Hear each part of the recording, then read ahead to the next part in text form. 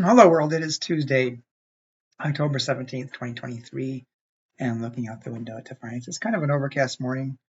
Cool this morning, upper 40s, I think. And I think it's supposed to be in close to 60 again today. And then a little warmer in the next couple of days, if I'm not mistaken. The devotion for today is entitled, excuse me, People of the Books by Vince Amlin. And Vince bases the devotion upon the Gospel of John, chapter 21, verse 25, New Revised Standard Version. There are also many other things that Jesus did. If every one of them were written down, I suppose that the world itself could not contain the books that would be written.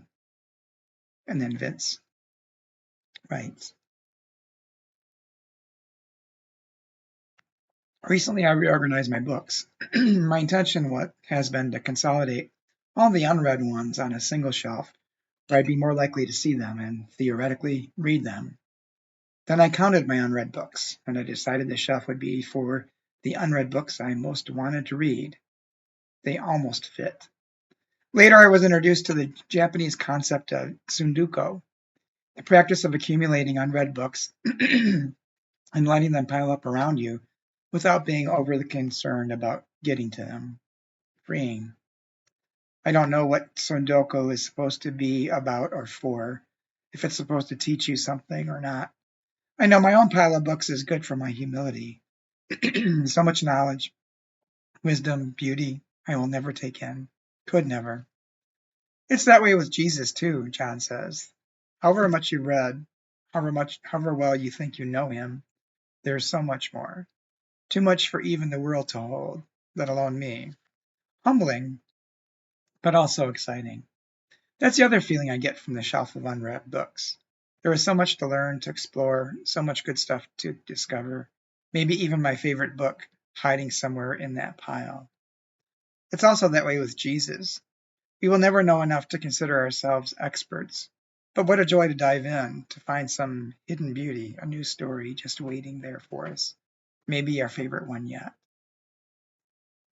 And Vince's prayer. Uncontainable Christ, tell me more. Amen. Well, a couple things that came to mind for me during reading this is how many books I have. And since I'm going to be retiring in April, I have a lot of books to go through. And I think I have a large pile of unread books, books that people recommended to me, books that people gave me, books that I heard about and thought that would be an interesting book to read and purchase it, and just never got to it. Not to say I still don't read books, because I do. It's just I have a lot of books. And I'm not sure I know any pastors who can't say the same thing, even with piles of unread books. But the deeper thing that this reminded me of is how rich the stories in the Bible are, the stories of Jesus. How even if you're following something like the Revised Common Lectionary, you can come back to a text that you've preached on before and find something completely different, something you've never noticed before, or just a different understanding and interpretation based upon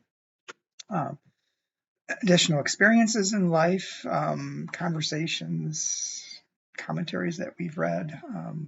All sorts of things can happen. We discover more and more and more.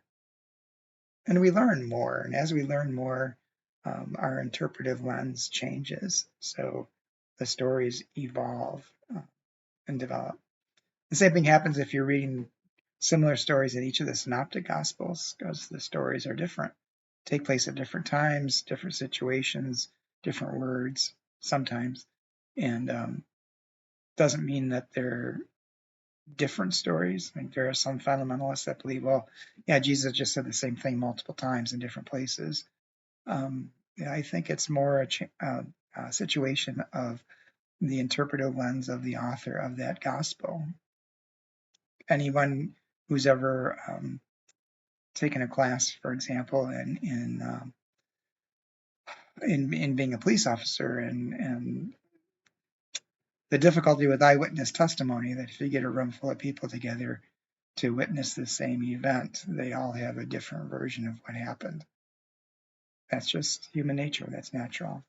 So those are things going through my mind. Maybe you think of something different, but I hope it gives you some food for thought, and I hope you have a good day, and hope you discover something new about Jesus, and maybe get to the pile of unread books that you have.